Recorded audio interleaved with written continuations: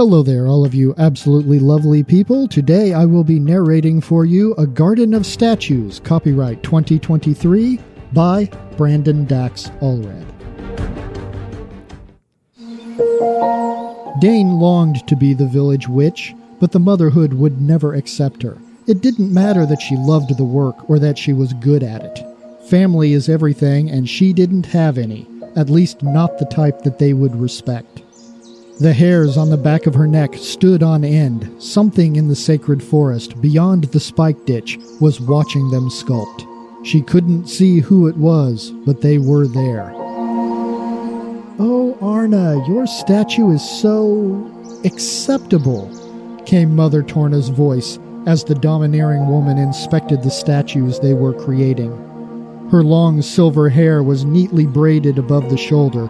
Although her dress was not made of expensive fabric, its tailoring suggested that time and skill had gone into the garment's construction.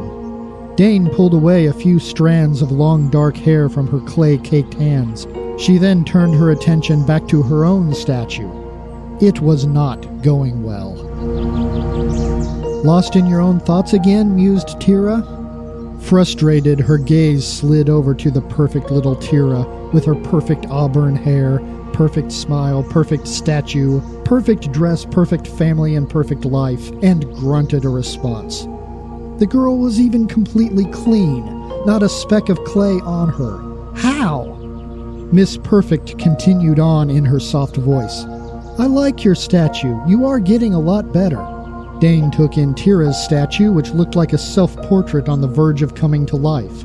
Then she glanced at her own, which looked like a pillar of brown wax left out for too long on a hot day. "You must be joking." "You are getting better. This one is charming, and it looks like a person." "Oh, shut up, you perfect little bitch." Dane immediately regretted speaking. The response was made even worse by the cold, emotionless tone of her voice. Tira just looked at her and silently returned to her statue. The two young women stood awkwardly until Dane made herself break the silence. "Listen, I'm sorry." "And what do we have here?" interrupted Mother Torna. "Tira, your skill is amazing. Is this your sister?" "Yes, Grandmama," she said, discreetly wiping a tear from her eye with a completely clay-free hand. "I like to imagine what she'd be like if she were still alive." "We all do, little sweetie. I'm certain her spirit is looking upon you fondly." The woman admired the lifelike statue some more before returning her attention to Dane. "And you, Gakora Dane, what family member are you? Sculpting?" "Grecorek Cathanda, the founder of our town." The older woman simply looked upon Dane. "Dear girl, you are not a Grecorek." "My pa is." "He adopted you. That does not count. You could have been legitimized if it was your mother, but you are not a Grecorek. You are a Gakora, and an adopted Gakora at that. Not like my dear Tira here." Tira shrank away, clearly not wanting to be a part of this conversation. Relief spread across her face as little Amy came up to ask for help with something. "This fine young woman, my granddaughter, is a direct line descendant to Cathanda herself. Her father is head of the husband's circle and a high-ranking member of the town guard. When she marries Jonthus, their children will be descended from the founder of Govarak. Her great-aunt, my sister, is the village witch, and Nan is even training Tira to be her successor. In how many ways are you related, dear girl? Remember your place. We are here to honor our own families. Sculpt someone from your line." The village mother now turned to Dane's statue and spent a few moments absorbing the disaster before her. "Sweet girl, I'm glad you are pretty." Satisfied that Dane had been sufficiently belittled, the big old sow moved on to her next victim. "That was not fair," whispered Tira. She turned back to the little girl. "I will help you with that during tomorrow's session, little sweetie. You need to run home now." "Okay, Tira, thank you." Amy was absolutely beaming as she skipped away. "I think Mother Torna needs some driftroot in her tea." Dane's voice was smooth and cold, as always. Tira looked at her with concern. Not enough to kill her, just enough to put her to sleep for about 50 years. Careful, Dane, you are more like her than you realize. Besides, driftroot causes an ageless sleep. She could wake up and start insulting your grandchildren. Dane rolled her eyes. I guess you're right. By the beggar and the three goddesses, she wished Tira had some sort of flaw. I'm sorry I called you a perfect bitch. Tira responded with a cautious, it's okay. After a pause, she continued, should I come over like we had planned? Dane felt more guilty than ever. I would like that, but I'll understand if you don't. She wondered if anyone could see how she felt. You asked me, and I agreed to it, so I will, Tira stated while looking at the ground. There was no eye contact whatsoever. I will see you then. She placed her sculpting supplies into her carry bag and left. All the girl could do was stand there looking at her feet. She was the bitch. Over in the far corner of the statue garden, Mother Torna had just finished judging the worthiness of the last girl's efforts. Practically everyone had left, leaving nothing but life-sized statues of dead relatives to keep Dane company. Mother Torna made the time to gift her with one more disapproving glance before leaving as well. Once again, she sensed something watching her from the trees, though this time it felt like more than one pair of eyes.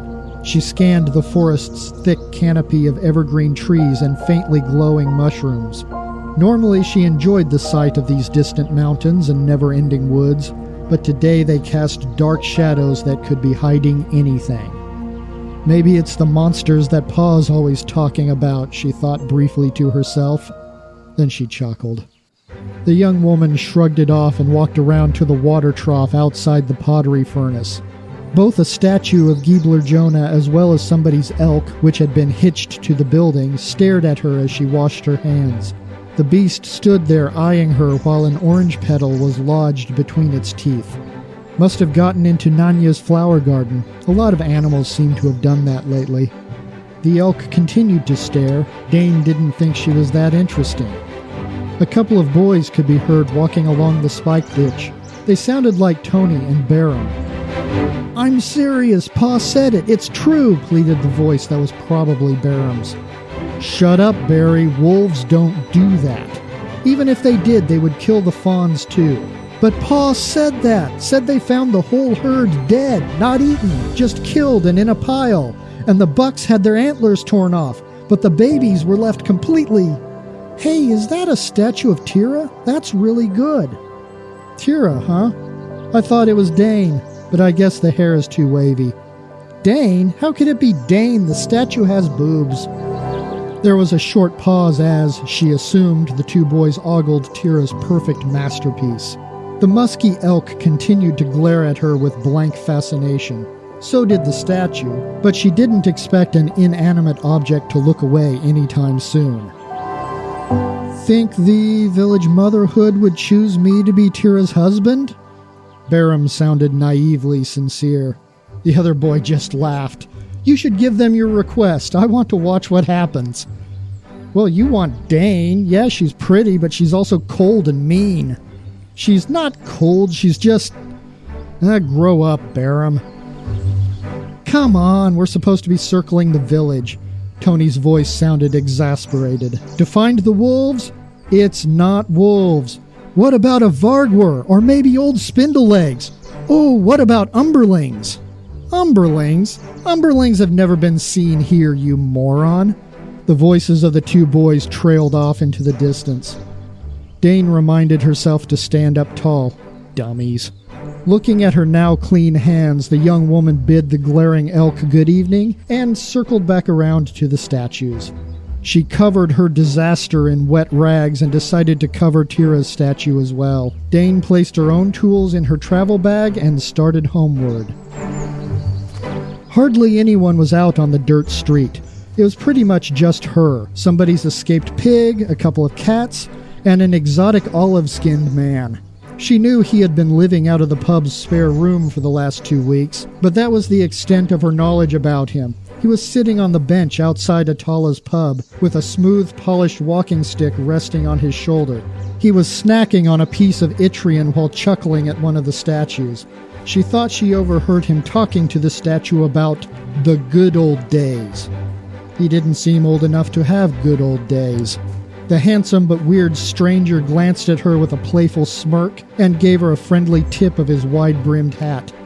He then looked to the rooftops. Following the stranger's gaze, Dane observed Tyr's father, Jameson, up on the roof tying several quivers full of arrows to somebody's chimney. Odd. Walking past a few more of the old wood-framed brick buildings, she glanced at the village altar. She was always fascinated by this tiny structure, which was little more than a square tile roof supported by 4 brightly painted pillars. Under the roof were statues to the beggar and the 3 goddesses, and an offering bowl for receiving prayers. It was the only structure in town that didn't have at least one sculpture of a dead relative in front of it. Soon Dane arrived at her home on the other side of town. It was a cozy home made of brick and wood. Various edible gourds filled the yard. The undergrowth of healthy green vines gave the structure a soft, welcoming look. To either side of the front door were 4 statues made in honor of her grandparents. Just beyond her home was the spike ditch encircling the community. Its only break was just wide enough to allow for the main road on its journey towards the city of Govarek. Dane walked in the door to find her mother stirring a pot full of vegetables. "There you are, sweetie. How is your statue coming along?" came her ma's preoccupied voice. "I hope you're learning a lot from Mother Torna. We are so lucky to have a leader like her." The smell of corn, squash, and beans filled the small room. "Sit down, Ma. I'll finish stirring for you." "Thank you, honey. Will Tyra be coming for dinner? She's such a nice girl, growing up to be a fine woman." "She said she would, but I need to fix things with her." Opened my big mouth again. "That's nice. She should stay the night.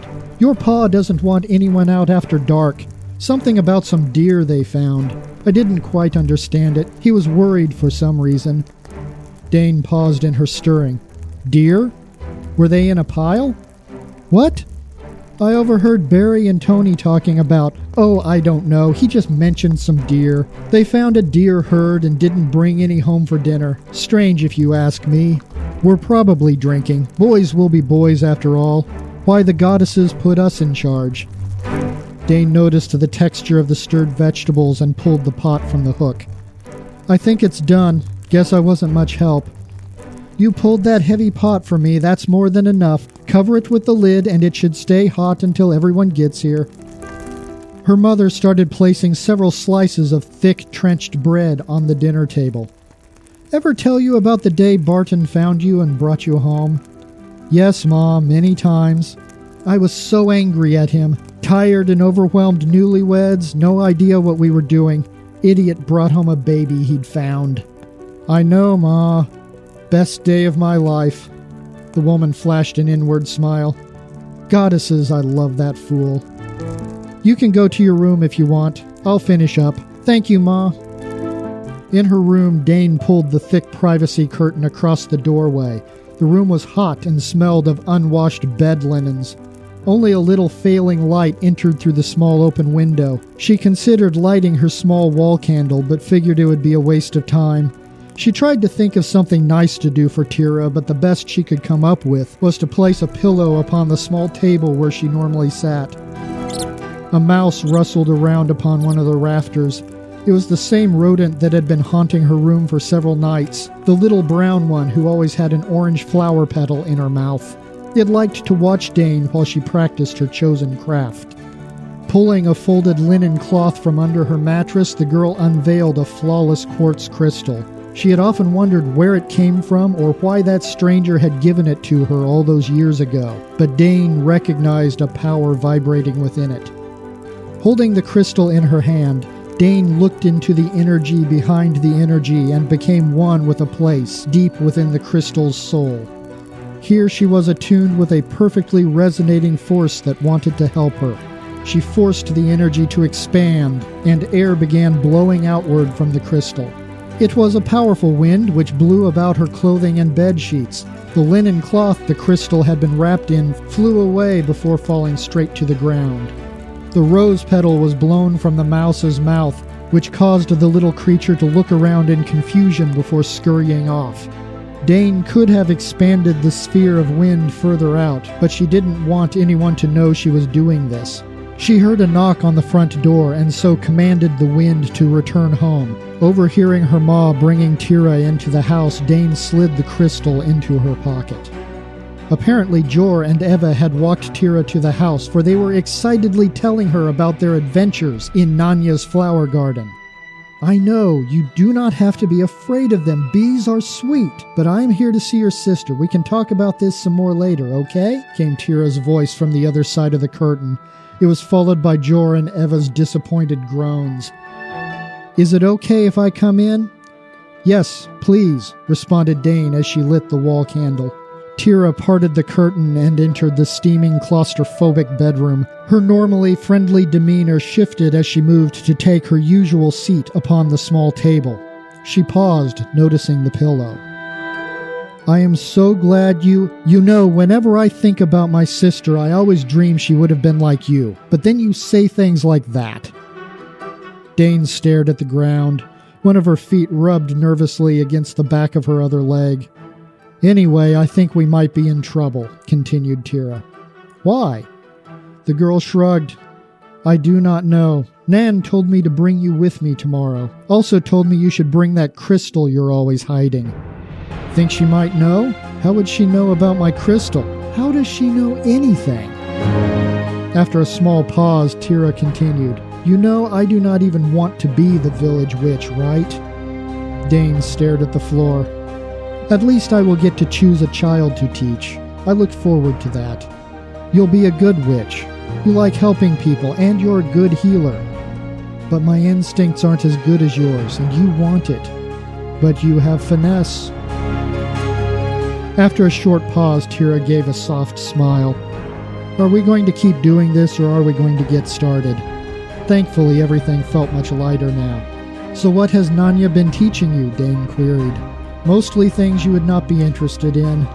Nan has been focusing more on the history of magic than the practice. She was telling me that until about 200 years ago, it was not even possible to hurt anyone with magic.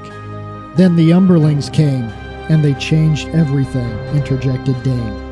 "They changed everything. She has been teaching me how to heal, though. My skills are quick and dirty, but I might be able to save someone's life if I had to. So how does that work?" "Well," the front door creaked open and her father's voice traveled through the house. "Honey, is everybody here? Come on, I need to talk to everyone." "Barton, what is it? Come on, everyone, this is important. Dane, are you in your room?" "Yeah, Pa." Come out here now. If Tira's back there, she needs to come out too." Dane and Tira glanced at each other. Tira shrugged and they both joined everyone in the living room. Dane noticed her pa had his hunting bow in hand with an arrow nocked and ready. He gathered everyone close and urgently stared everyone in the eye as he spoke. "Does everyone remember what you're supposed to do if the Umberlings attack?" "What the?" "Yeah, Pa, we're supposed to go to the pub, hide in Atala's cellar," said Jor proudly. "Stay there till it's safe," finished Eva. "That's right. I need you to play a game. Pretend like they're attacking now. Go get ready, okay? Do it now, like we're being attacked." "Barton, what's going on?" "Soundy, I need you to get everyone to the pub. I need to go. Mother Giebler and I are being sent to Govarek. Tell me what's going on." He gave her a hard stare as if to say, "Would you please just play along?" He then whispered, "Umberlings." "Umberlings?" boomed Ma's voice. "There aren't any Umberlings here." "Damn it, keep your voice down," whispered Pa. "Barham and Tony were just murdered by one. We caught the little monster dragging their bodies into the woods. If there's one, there's hundreds more. Get ready, we're about to be hit." Everyone stared at Dane's father in shock. "Barham and Tony are dead?" "I need to leave. Get the kids to the pub." "But why you? We need you here," pleaded Ma. "What we need is help from Govarek."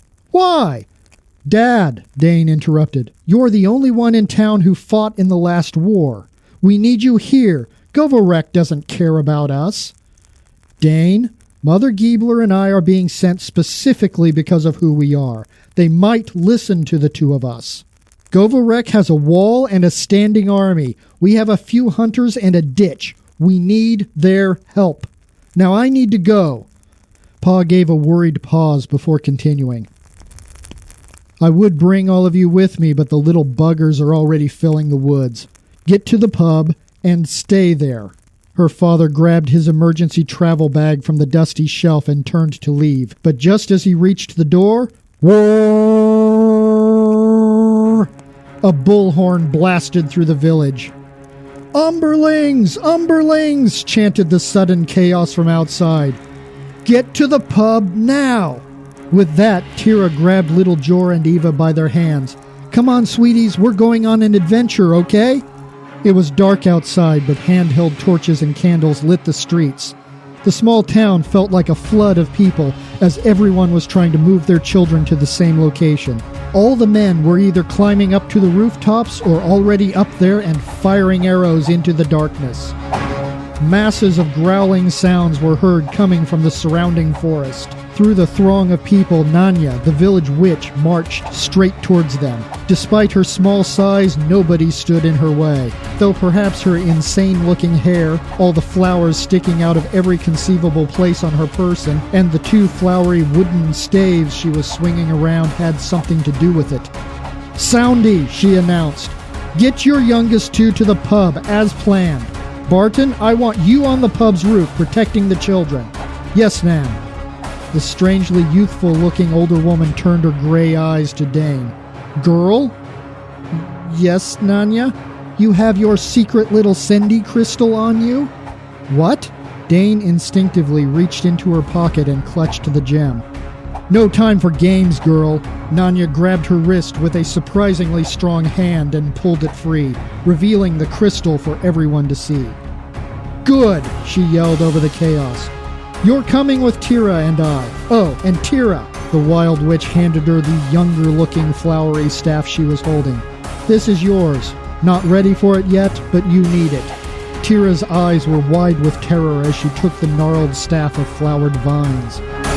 Dark, shoulder-height creatures in red leather armor swarmed toward the feeble spike ditch just a few feet away. A shower of arrows flew from a nearby rooftop, but there were more Umberlings than arrows. Nanya swung around, pointing her own staff at the invaders. She chanted some ancient words of power, which Dane couldn't even hear over the chaos of battle, and yellow rose petals detached themselves from her staff. The petals whipped into a vortex, and a blast of air lashed out at the coal-black creatures, sending them flying up into the sky before letting them fall to their deaths.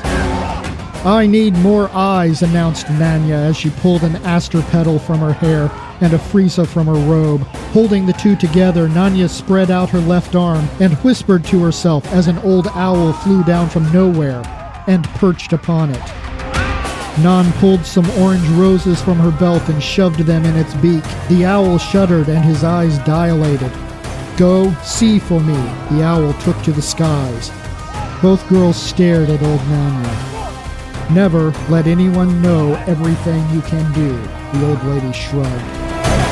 Screaming sounds and a strange coppery smell flooded in from the edge of town. Several arrow-riddled creatures found themselves skewered on spikes, while a flood of hunched little bodies swarmed over them. Nanya spun around in an artistic whirlwind of yellow roses and skilled finesse. Shoulder-height shadows with their red armor, glowing eyes, and deer antler mattocks went flying into the air. Many of them made crunching noises as they smashed into the trunks. "Well, girls, are you going to help or not?" Dane snapped out of the trance she was in. She tightened her grip on the crystal and focused on the energy behind the energy. Tira began hurling Umberlings into the air herself. Her actions were weak and clumsy compared to Nanya's, but she was doing it. "Remember to focus the direction of the wind," called back Nanya. "Don't let it radiate like you do in your room. You'll hurt us if you do that." One Umberling managed to cross the ditch in arrows. The dark, shadowy creature spied Dane with his glowing red eyes and charged towards her. Without thinking, Dane blasted a sharp, narrow beam of wind from the crystal. smashing into the creature's chest and spraying its innards out behind it. It was Dane's turn to be stared at. "Well, you have raw power, I'll give you that." Nanya turned back to the tree line. "Here come more of them." 3 more shoulder-height shadows had gotten across. Dane reacted again, but this time the wind radiated out in a bubble, knocking Nanya and Tira onto their faces. "Damn it, girl, I told you to direct it," yelled Nanya. She thrust a gust of wind and petals along the ground, knocking the Umberling's feet out from under them. A flurry of arrows rained down from a nearby rooftop, killing the 3 monsters. The village witch was now propping herself against her flowery staff while she climbed to her feet. As flower petals swirled around her, she stretched out her hand and lifted several arrows from their resting places, returning them to the depleting quivers on the rooftops. An Umberling was leaping through the air, ready to plunge its mattock into Nanya's skull, but Tira burst him to the side, sending him headfirst into a brick building. Its neck crunched as it hit the wall. A new wave of Umberlings were trampling their skewered brethren across the weak defenses, showers of arrows slaying many of them, while Nanya and Tira started tossing as much of the mass backwards as they could. Dane focused herself and summoned a timid little breeze, barely useful. "Dane!" Nanya's shout sparked a surge in her breeze. An accidental beam of air shot out from Dane, splitting open an Umberling's head, ripping through several other creatures, and tearing apart a distant tree at the edge of the forest. Nanya gave Dane the hardest stare she had ever received from anyone in her life. "When this is over, I am going to spend a very, very, very long time teaching you control." The old lady's eyes dilated and her head cocked to the side. "Most of them are still attacking here, but they're surrounding us." Nan shook her head as she seemed to come back from the owl's vision. "You two get to the statue garden, now." Dane found herself running through the streets. Loud, desperate chaos and foul stench consumed the quaint village. The statues seemed alive and begging her for help she didn't know how to give. This was the first time she noticed how profusely she was sweating. Goddesses, she was hot. The blood vessels in her temples were pounding. On top of the pub, Dane's paw fired arrows towards the western silos. The strange foreigner was helping Mother Torna drag a bleeding woman through the pub door. He looked Dane in the eye as she ran by. The garden was dark and silent. Mummified sculptures peered out through their linen wrappings. Distant leaves rustled in what should have been a pleasant breeze. The clear skies and the pure view of the stars and the 2 moons would normally have been comforting. The heavy breathing of 2 hunters came up from behind them. It was Old Man Godo and Jara, one of the farm boys from the outer steads. Both had bows ready despite their wheezing. "Nanya," Godo struggled with his breath, "sent us to protect you." Tara looked them both in the eyes. "Thank you both. We will need you." Jara shot up and drew his bow just as a thrown spike skewered him through the eye. Tira thrust a burst of air and petals at the attacking Umberlings, knocking them back before running to Jara's convulsing body.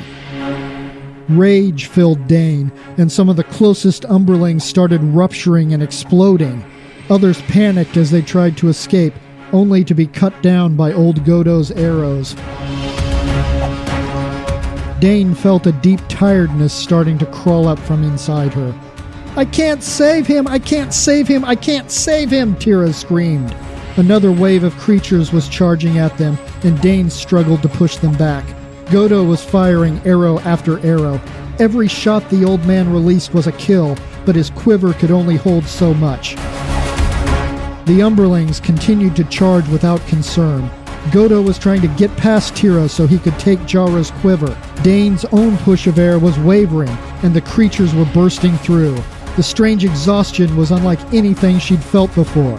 Many of the creatures were now throwing hurlbats made from antlers, and she was too tired to stop them. With a thrust, they had broken her and were now swarming the garden. One Umberling targeted Dane and charged her with mattock raised when a walking stick smashed into its face. 2 more figures had joined the fight. One had a spear in hand, while the other was the staff wielder who had just killed the creature. Dane was on her knees and didn't know why. She willed herself to get up, only to fall forward with one hand splayed outward.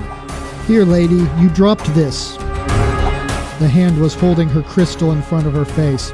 She just stared blankly at the quartz. The man, who she now realized was the strange foreigner, had placed the crystal in her hand. The moment felt vaguely familiar. "You've been forcing it to obey you, yes? Too much resistance wears you out. Cindy work better when you guide. You don't need to make the river flow." Several Umberlings charged the stranger. Without looking, he struck one with his staff. The man then got up and dispatched the others. It looked like a dance. Finally, Dane was able to look around. Tira was back to hurling air and flower petals around the battle. Godo was still firing arrows. The stranger was dancing about the things with staff in hand, and the woman with the spear was Mother Torna? The mummified statues still stared at the chaos in silence. With her grip tightened around the crystal, Dane willed herself up. She focused ahead, ready to strike. A hurlbat flew past Tira and tore into Mother Torna's shoulder. Distracted, Tira's focus dropped, and she ran to help her grandmother. An Umberling with spear in hand focused on Tira and charged. Dane lifted her crystal to strike the creature down, but nothing happened. Tira noticed the charging Umberling and turned to face him. The Umberling continued its charge. Dane tried to strike, but still nothing. The creature speared Tira through her belly. She went down. Mother Torna screamed. Dane also screamed. Still nothing happened. The stranger cracked the Umberling's skull with his staff, while Godo fired an arrow through another one behind him. A new group of Umberlings emerged from the tree line and began their charge, just as a flurry of arrows tore into them. The foul little monsters were dead, and now it was quiet. Dane forced herself to run. Mother Torna was cradling a dying Tira in her arms. Dane collapsed right next to her friend and wailed, "Don't die, Tira, don't die!" Mother Torna's eyes turned cold as she stared at Dane. She started to say something, but clearly chose to hold it back. Jameson and her own paw, along with several other hunters, approached the garden, eyeing the tree line. "It's done," announced Jameson. "Nan said that was the last of..." As he realized it was his daughter that Mother Torna held. Oh no. The man's legs gave out from underneath him. Dane's paw knelt next to Jameson and touched him on the shoulder. "Nan's at the pub, remember? We need to get your daughter there, quickly." "Moving her could make it worse. Nan needs to get here," Mother Torna retorted. "She's busy healing others. She can't come here." Her paw's voice sounded as cold and smooth as Dane's own. "We need to get Tira to her." Then he turned his attention to Dane. "Unless you know how to heal her." I have no idea." Jameson nodded. He crawled over to his daughter and helped Mother Torna lift the girl up. The village mother didn't even seem to notice her own gaping, bloody shoulder. Dane got up to help, but Mother Torna's stare stopped her cold. Pa came over and wrapped his arms around her. She bawled and he held her tight. "Come on, sweetie. We will get her to Nan. Everything will be okay." Outside the pub, it became clear that there weren't very many people who could be helped. Most were either unscathed or practically dead. The few who could be helped were being tended to by the village elders. The door to the pub opened, and Nanya emerged from the entrance. Blood was smeared across her cheek. "Jameson, bring Tira inside. Mother Giebler, help him. I want to speak to the rest of you." She turned to Dane's father, and all his strength melted away. "We didn't leave soon enough," he whispered. "If I'd gone sooner, I could have... Govarek would have sent an army, and..." "You would be dead, Barton." Nanya's voice had a softness to her that Dane had never heard before. In that moment, the old witch somehow reminded her of Tira. The Umberlings attacked both towns. Govorek is gone. They're all dead. No! No! Mother Torna fell against a wall. My plans! The Umberlings that sacked Govorek are coming here. Barton? Nanya snapped her fingers in front of his eyes. Barton, I need you to set up another defense. Pa nodded. I think we should bring in our people. With the losses we've taken, we'll never be able to hold the whole town. But maybe a few buildings at the center. Do it. He got up and set out to rally the hunters again. Dane had never noticed how strong her pa actually was. He was scared, exhausted, and full of guilt, but he was ready to do what needed to be done. Nanya turned to Mother Torna. I am going to do what I can for little Tira, but only until the Umberlings arrive. Do you understand me? Your job is to help us. Yes, it is. This was the first time Dane had ever seen anyone give Mother Torna the stare, but she immediately backed down from Nanya. Dane, get ready. When it happens, I will defend against the main attack, but I need you in the garden watching our back. With that, the old woman disappeared into the pub to help Tira. Dane's return to the garden was slow. What could she do? She had failed during the fight. She had tried but couldn't do anything. The statues watched her as she walked by. Their judgments only made her think of her failure even more. You will need help, yes? It was the strange foreigner. She turned but didn't really see him. Someone was pulling the battered body of a small child from a collapsed building. It was little Amy, the girl that Tira was going to help tomorrow. This village has a good healer. Your friend will live, I think. I couldn't do anything. I'm the reason she's hurt. The Sendi, its power wants to help. You can feel it, yes? You've been commanding it. You ran out because you commanded. You don't order your friends. You spend too much of your own energy. Be its friend. Let it help. Nothing he said meant anything to Dane. She had failed, and now Tira was going to die. Old Man Godo and several other hunters ran up to her and fell in step. All right, guys, let's learn from our mistakes, he announced.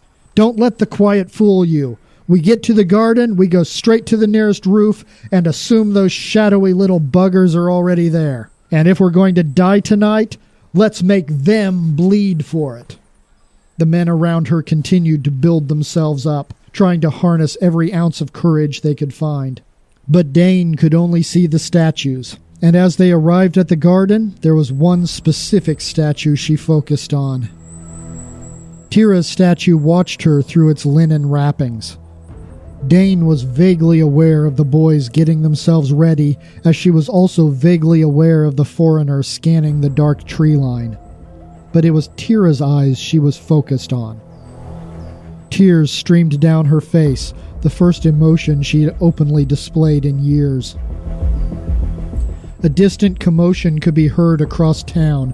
Nanya's voice shouted, "They're here! They're here!" in the distance. Dane reached up and pulled the wrappings from the statue.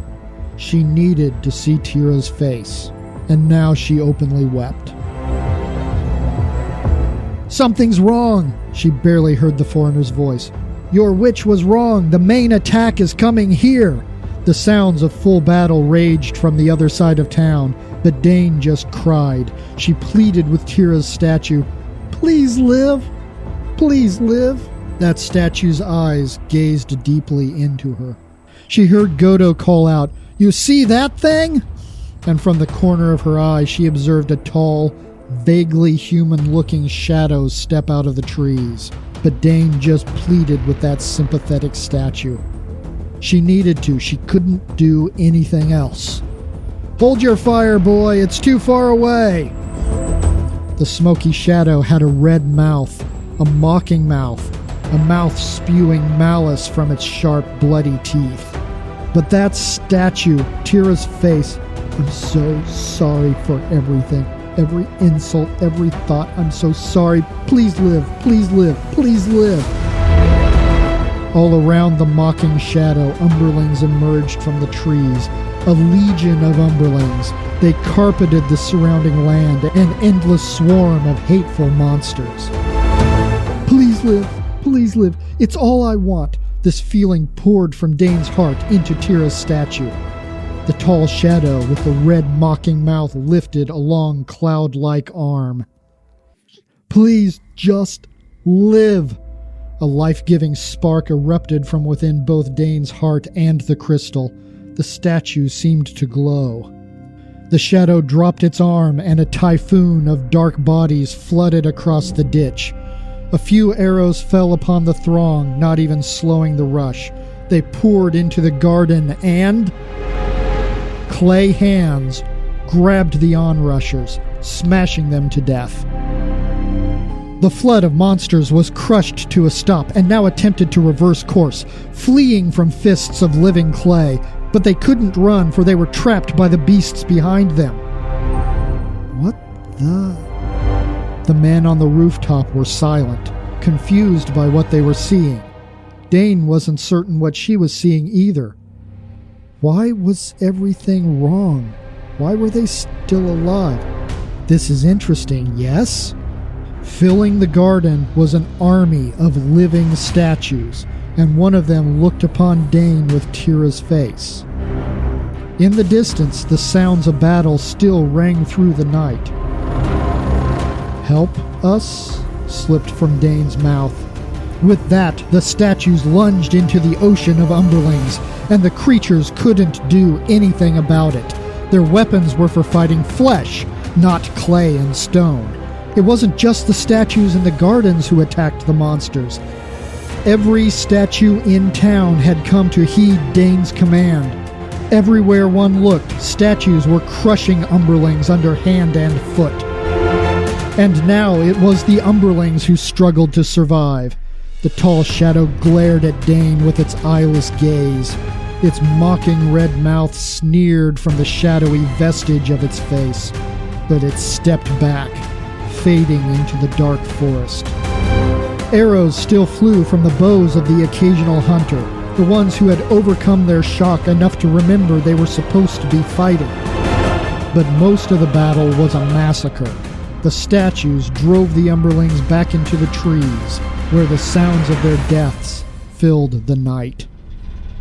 Hours later, the first light of day broke across the horizon, and the true devastation of the night's fighting could be seen.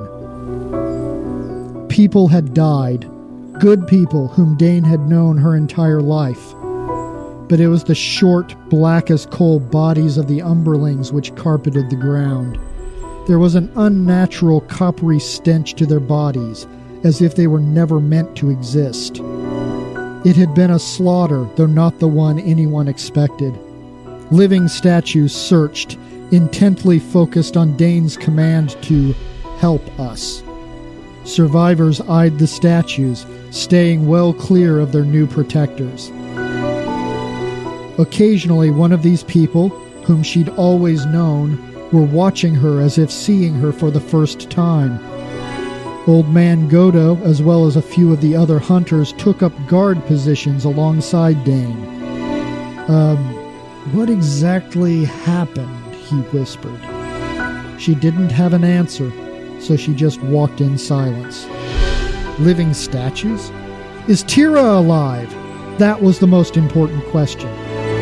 The strange foreigner was again leaning against the pub. He was carrying on another conversation with the same statue as before, completely unperturbed by its newfound consciousness. Stopping in front of the building, Dane looked around. Did she want to go inside? What if Tira was dead? Was Nanya able to save her? The second attack started so quickly. What did the witch even have time to do? Mother Torna approached from the village altar. Her wounded shoulder had been bandaged, and she moved as if she were completely unharmed. But that's where the woman's apparent strength ended. Her face held the ghostly expression of someone thoroughly defeated. Dane noticed she was holding a cup of tea with a few sprigs of driftroot floating in it. The village mother glanced at the pub entrance, then turned to look up the main road, before dejectedly drinking her poisoned tea and walking away. "Stand clear, we're coming through!" Pa's voice called down from the direction Mother Torna had been looking. Dane now saw her father, Jameson, and a few of the young men carrying a body along the pathway. As they got closer, she realized the body was a small woman, with flowers sticking out of her wild gray hair. Her pa looked up and noticed her standing in the street. He nodded towards the bench alongside one of the buildings where the men gently placed Nanya's body. He then walked up to Dane and wrapped his arms around his little girl. With a creak, the pub door opened and her ma, as well as little Jor and Ava, ran out into the street. The whole family huddled together. Dane heard sobbing. She tried to comfort everyone before realizing she was the one crying. Jameson and Leela, Tira's parents, were embracing nearby. "Dane?" It was Leela's voice. "Dane, she wants to see you." Dane looked up. "What?" "Tira, she has been asking for you." "Go," was her own mother's response. The rest of the family continued holding and tearing up as they excused her. Inside the pub, heavy tables had become makeshift beds, as mothers Giebler and Scythe did what they could for the wounded. Lying on the table in the far corner, Tira was looking at her. She had a bloody bandage wrapped around her lower body, and tears filled her eyes. Somehow her hair looked immaculate. Her dress was perfectly pressed, and her face was as clean as ever. Dane had never been so happy to be pissed off at someone. She swiftly glided to the bed, thanking the beggar and the goddesses of the light and the moons. Tira let out a pained squeak, and Dane realized she was tightly squeezing the annoying girl. Sorry. She sat next to the bed. After a short silence, Tira opened her mouth. "I am never going to have children." She simply stared into space. "Nan did not have enough time to heal me. They came back. I want to be a mother." Tears streamed down her face. Dane did not know what to say, so she simply sat with her friend. Tira's staff of vines and flowers was leaning against the wall next to her bed. Dane plucked a single lotus flower from the staff and placed it in the perfect girl's hair. Tira looked back at her in confusion. After another pause, "Nan did not make it, did she?" "No, I'm sorry." The village's new witch simply laid there, too overwhelmed to mourn yet another loss. "We should both be village witches." "Does it work that way?" "Witches serve their villages, but they do not answer to anyone. If I am the witch, then I decide how it works. Besides, this might be what Nan was planning." The front door opened, and a living statue entered the building. It was a newly made statue, not very well sculpted. In fact, it looked like wax that had been left outside for too long on a hot day. Yet she was also somehow lovable. Dane had never noticed that about her sculpture before. She looked sweet. The statue simply watched her as if waiting. Tira stared in shock. She glanced back at Dane as if to question the reality of this thing she was seeing. I guess I have more to tell you." I think you do." Dane just wanted to sit, but her statue watched her expectantly. "Rest. I think my statue is trying to tell me something." Tira watched in awe as she left. The statue led Dane outside. Several townsfolk had gathered in the street. A few of the men, including Godo, Jameson, and her own father, acted more like an honor guard of soldiers than people who had raised her since she was a baby. Mothers Giebler and Scythe stepped out from the building behind her and joined the only other surviving members of the village motherhood. The three of them mourned over Nanya's body. The foreigner was leaning against the wall, fascinated by the gathering. Looking through the small crowd, she saw her ma and her two siblings. Seeing them made her heart feel warm. A beautiful man, one she didn't know, approached her. He was tattered and looked as tired as she felt. His shredded tabard bore the violet and yellow sigil of the Govarek army. "Lady Dane, I was told I should speak to you." "What is it?" Dane's confusion was masked by her cold, smooth, unemotional voice. "We need your help," the unsure Govarekian soldier continued. "I was hoping you could send a few hunters with me to look for survivors. Maybe have a few of your..." He cautiously eyed one of the statues. "Creations patrol the road? Protect any refugees?" Old Man Godo bowed to her as if to a superior officer. "With your permission, I wish to volunteer for the search." "Do it," were the words that escaped her mouth. "Why are you asking me?" were her thoughts, but her speech sounded like a command. He nodded, and the two men left to begin their search. They were joined by the strange foreigner and the statue he'd been casually conversing with. The rest of the crowd, which had grown, continued to look at her expectantly. She now realized some of the faces were refugees from Govarek. Among the village motherhood, Great Mother Torna was not present, so Mother Leia approached Dane in her place. "What do you want us to do now?"